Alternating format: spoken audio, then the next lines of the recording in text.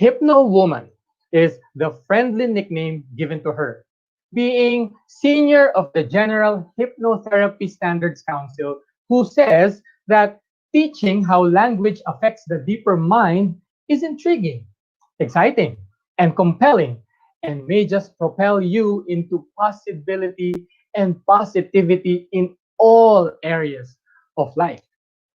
She opened her accredited NLP and hypnotherapy training school in 2004. Since then, she has taught many hundreds of successful, happy therapists around the globe. Yes, she is passionate about guiding others to qualify in this career to the highest standard. So enamored was she by what could so easily be remedied and positively achieved by communicating directly with the unconscious mind, she wrote the book on it. Well, 39 of them, in fact, at the time of this introduction. And all of those books are available on Amazon. There are only a few schools worldwide that are accredited to teach the General Hypnotherapy Standard Council's Advanced Hypnotherapy Diploma. She is honored to be one of them and delights in sharing the more advanced processes with those who wish to further their skills to the higher levels. She is interviewed regularly to talk about all things academic, magical, and mystical regarding hypnotherapy, hypnosis, magnetism, and mesmerism. Today on the talk, she will discuss a topic entitled Talk to Yourself Better. Are you excited to learn more from her? I share the same excitement with all of you talksters. Please welcome to the virtual stage, all the way from Birmingham in the United Kingdom, Hypnowoman Jennie Kitching. Hello. Hello. I'm Jennie Kitching, Hypnowoman, and I'm here to talk about being happy. Sounds easy, doesn't it? I'd like you to catch yourself feeling good or seek out good feelings, increased energy. Recognize, really notice physically, mentally, emotionally, energized, more enthusiastic and active, more alive when you feel happy. Mechanism that works for you, that actively lifts your mood. Is happy easy? Wouldn't it be good to work towards being happy regardless of factors around you that used to pull you down? It would perhaps be nice to have a button, a control button for the state of happiness, so that we would no longer have to work on feeling good and manifest all that good stuff, all the good times. It would naturally and easily happen if only we had a button. Really feel what would be different in you and around you when this thing that you want manifests, and when this happiness happens. Rehearse your happiness. Appreciate what is. Knowing that anything is possible, how would others react? Write all this down. Compare it when it materializes for you. If a new relationship would make you happy, great. If a cream cake would make you happy, fabulous. If being healthier would do it, marvelous. No one and nothing has the power to make you happy. This is a job you have to do for yourself. It's often happened for you naturally, being a resultant state of your relationship of what has been presented to you in your life. Now it's time to switch things around, because you are practicing being consciously happy. So your task and your trial is to feel the happiness before the changed circumstance even happens. This is how you gain control of your emotional state. This is how you feel happier. When was the last time you had a good old belly laugh? No matter how you're feeling right now, it's time to find that laughter again and to anchor it, as we say in NLP, to anchor it, to capture it, so that you can access that state again. Now, before you say it's not appropriate for you to switch on your happiness button at work because you work in a somber environment of a funeral directors, let me explain about opposing states. You may have read that one cannot experience two opposing states at the same time, happy and sad. Often we're swept up in somebody else's vibration through social media and the news and our compassionate response to a friend's dilemma that we can do nothing about, or even just the weather. There's a place and time and appropriateness for everything. And this is not to discount or change your levels of compassion about elements in your world. However, if you cannot sleep for worry about devastating news, or find yourself shedding a tear over a particularly sad movie you've watched days ago, or constantly in turmoil because someone you love needs money that you want to give but cannot, then you'd be advised to lift your resonance, energize your vibration, because the highest aspect of you cannot get through to help you. When you're down in the doldrums, you don't get that inspired idea that can improve the situation you're focused upon.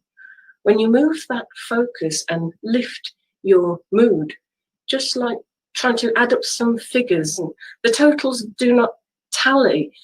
But when you give up on your calculations, go to the bathroom and return, bingo, the solution to the problem suddenly seems apparent.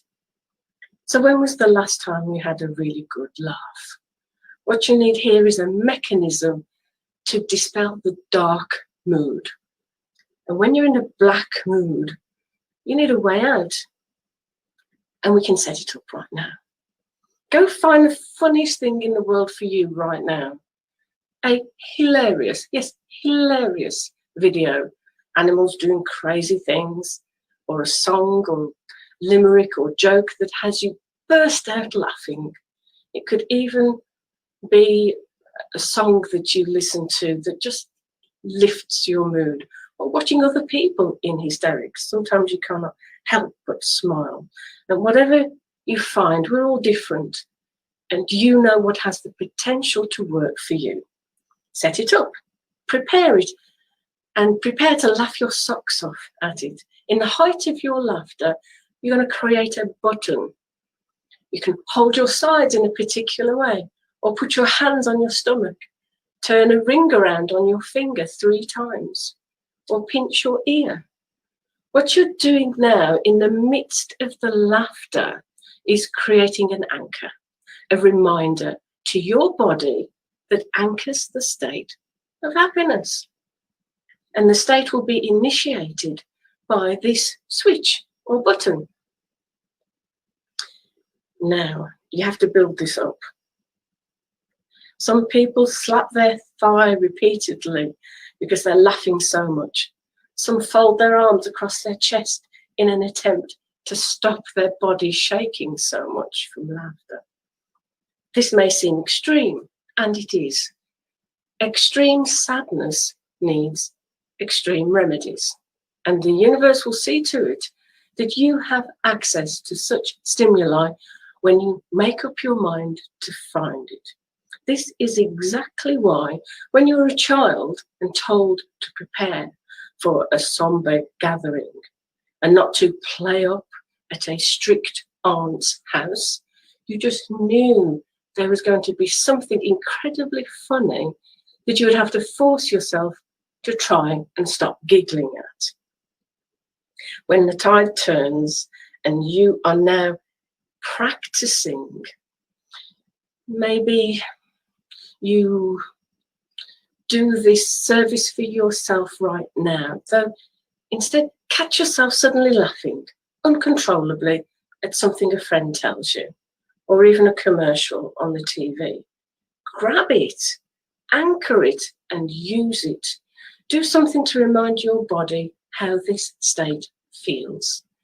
Now, when you are in a neutral state, fire off that anchor. Press the button, flick the switch, and feel your mood and your energy heighten. Just as misery loves company, because of the action of the law of attraction, so does happiness. As you feel your happiness increase, that will attach to others, and soon you will be reminiscing with others and reminding them how to feel good too. This is a valuable tool to use when you are in a low state. Fire your anchor, and whilst you wouldn't have that belly laugh then, because you cannot experience two opposing states at any one time, your low state will neutralize and you'll be out of the misery hole. Sounds easy? This is what we're about to do. Stay with me. Where are you on a scale of 1 to 10 of feeling good? 10 means feeling the best, the most positive, and most expectant of good fortune you've ever experienced.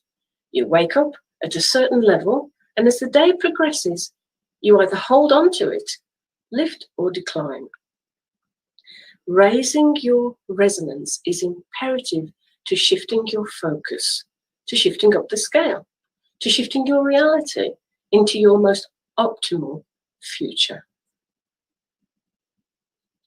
We use the terminology in our language of feeling high when we're happy and low when we're sad. And our frequency differs. Our energy output differs according to our mood. Remember now having an experience where there was absolutely no good reason why you should be tired and lethargic. You've had enough sleep, you've eaten enough food, though you feel quite tired and fed up.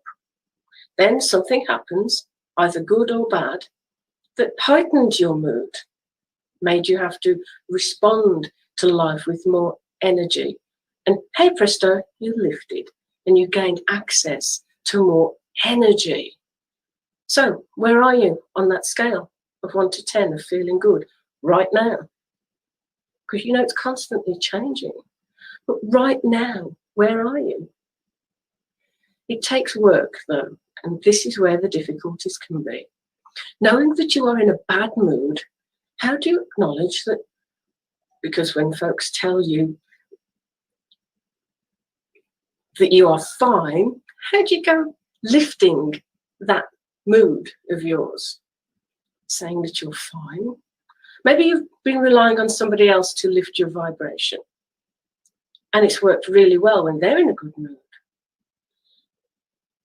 when their focus is on you and wanting you to cheer up. When somebody holds you as their object of attention, when they're in a bad mood, when they just don't have the energy within them to shower upon you and lift you out, you can feel hurt or resentful, or think the magic has gone out of your relationship, when in fact it's a lot to ask anyone to put you in a good mood constantly. No one is responsible for your mood. No one. You are. And this is where we can use our happiness button to deal with the highs and lows of emotion. This is your guidance system and motivates in the direction of growth and well-being. Problems occur when we do not acknowledge, when we suffer in silence and foster anger and resentment. That's not what we're talking about here. The ability to acknowledge your level of happiness and sadness at any one time and how to deal with it, not blaming others for putting you there, and being aware of the formula for plotting your escape is part of your growth. Likewise, attempting to save everyone else from the full range of their experience by trying to control others and events so they are protected is a huge responsibility to carry too, and ultimately proves ineffective. Fostering the ability to cheer oneself up and shrug off negative vibes is a challenge, there's no doubt. Though it's also a gift you can carry a lifetime and share with others. Remember, though, what you enjoy may not be what others like. We are only dealing with you here. Repeat after me. Me, me, me. This means you have to know yourself pretty well and what makes you tick. Know what makes you laugh. You must know that when you get yourself into a bad mood, you usually resist feeling better. Remember the phrase folks use when they are in a miserable mood and someone tries to cheer them up? Oh, you're just trying to make me feel better. Yes, of course I am. Though it's often the case that we want to stay exactly where we are, right down in the doldrums. Yes, find out what works for you. Find and create pictures that lift your spirits and give you energy. What pictures are in your head when you think of certain things? Make them positive. What pictures are in your head when you think of work, when you think of your relationship, when you think of money? Make them positive now. Bigger, brighter, bolder, better. Because we think in terms of pictures and we interpret those pictures with words. And by the way, when you need it most, you'll be resonating at a lower frequency. And it will not only be the last thing on your mind to look at these pictures and images, you may want to recoil in disgust at the happiness of them. Or if others present them to you or turn on a comedy show, you may say things like, "You're only trying to cheer me up." Perhaps you even leave the room to remain in that lower vibration. This is the time to test your mettle. Put on that music, whether you like it or not. Find out what works. You may notice that a sad piece of music really brings you down. Likewise, an upbeat piece of music has you dancing in the aisles of the supermarket as you just cannot help yourself. If this is you, make sure you have your happy music available to you and those upbeat tunes available to lift you when you need them most. By the way, when you need it most, remember, you'll be resonating at a lower frequency, and it will not only be the last thing on your mind to do, you'll want to wallow in that low vibration. Push on through and get back to happy. You may enjoy being on your own with yourself. Take yourself off to the cinema and get some alone time to cheer yourself up and be happy. You may like being really active and immerse yourself in horse riding, paragliding, mountaineering, or frantic dusting, so that you just don't have to think about anything but the matter in hand. Just do what works for you. You've been on the planet long enough and had enough experiences now to know yourself. You are different to others, and that's fine. We often jump on people who are different to us and explore other ways of being happy, and we chastise them for their frivolity in simple appreciation of an ice cream or a stupid joke or a relaxing bath, because it is not our particular way of enjoying life. So convince them your way is better and maybe experiment with their way of living life, because, it could just be fun. I wonder if you'll do it. It's very hot here in England at the moment.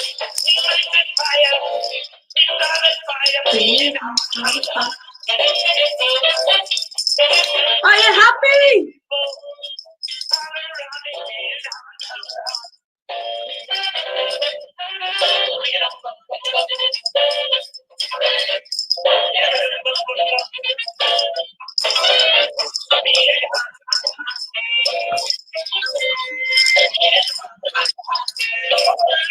So I think on that note, Jenny's wonderful sharing of how to talk yourself or talk to yourself better ends, and it ends on a high note. Wow. Thank you very much, Jennie Kitching, all the way from Birmingham, United Kingdom, for that talk, how to talk to yourself better. And we'll discuss more about that later on when we do the recap.